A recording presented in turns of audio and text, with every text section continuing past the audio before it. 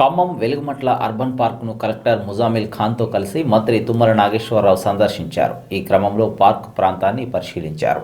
నూతన పేరును ప్రతిపాదించాలని మంత్రి ప్రజలకు సూచించారు. కుటుంబంతో ఆహ్లాదంగా గడిపేలా పార్కును తీర్చిదిద్దాలని మంత్రి అధికారులకు ఆదేశించారు. పార్కు అభివృద్ధిపై వారితో చర్చించారు. ఈ కార్యక్రమంలో పలువురు అధికారులు, ప్రజాప్రతినిధులు పాల్గొన్నారు.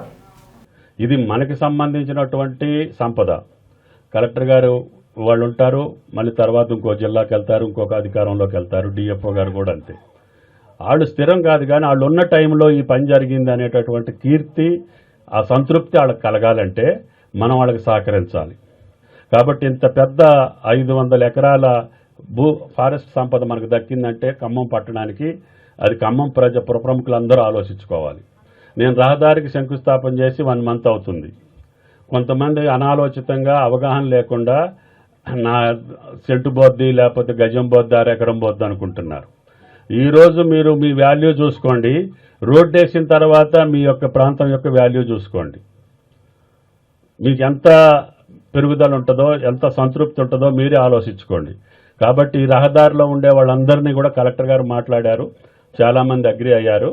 ఇంకా ఒకళ్ళిద్దరు ఉంటే కూడా ఆలోచన చేసుకోండి. ఎంత మంచి రోడ్డు ఉంటే అంత అభివృద్ధి మీ దగ్గరకు వస్తుంది, అంత విలువ వస్తుంది.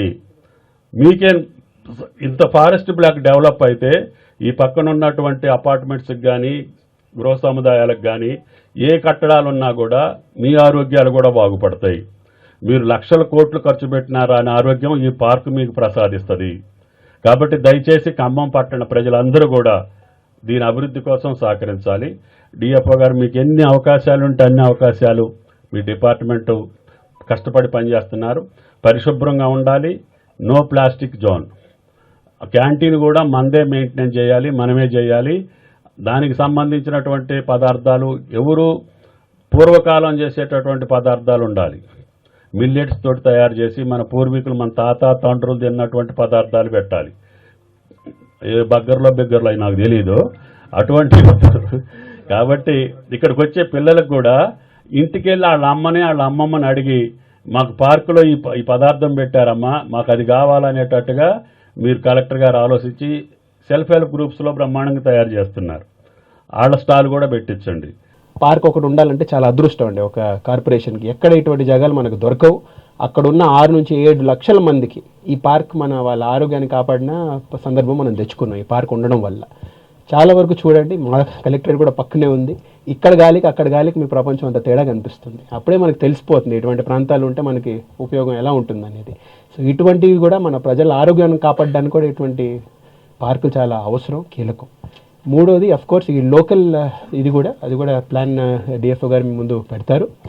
డెవలప్మెంట్ పరంగా మనం ఇక్కడ అడ్వెంచర్ స్పోర్ట్స్ అనుకుంటున్నాం, పిల్లల పార్కులు అనుకుంటున్నాం. చాలా వరకు ఇప్పటికే మనకి 1000 పైన మంది రోజుకు వస్తున్నారు. గవర్నమెంట్ మంత్రి గారు ఒక రోడ్కి, మళ్ళీ ఇక్కడ ఫెసిలిటీస్కి, ఇక్కడ డెవలప్మెంట్ గురించి మాట్లాడిన తర్వాత ఈజీగా 2500 to 3000 మెంబర్స్ డైలీ. వీకెండ్స్కి అయితే ఒక 5,000 to 6,000 మెంబర్స్ వస్తారు. అంటే ఇక్కడ కూడా మనకు కొన్ని అవకాశాలు కల్పించుకుంటూ లోకల్ ఎంప్లాయ్మెంట్కి, లోకల్ దీనికి మనం అవకాశాలు వస్తాయి మనకి చుట్టూరు ప్రాంతానికి. సో అది కూడా మనకు ఒక పెద్ద ఉపయోగం.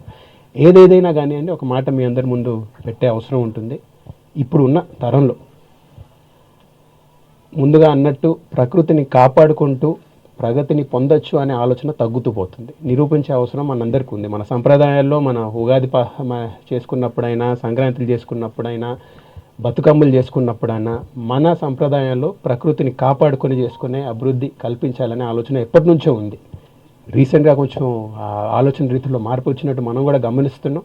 కానీ ప్రకృతిని ధ్వంసం చేసిన ప్రగతి ఎప్పుడు నిలబడదనేది మనకు అందరికీ తెలుసు, మన సంప్రదాయాన్ని నేర్పించింది.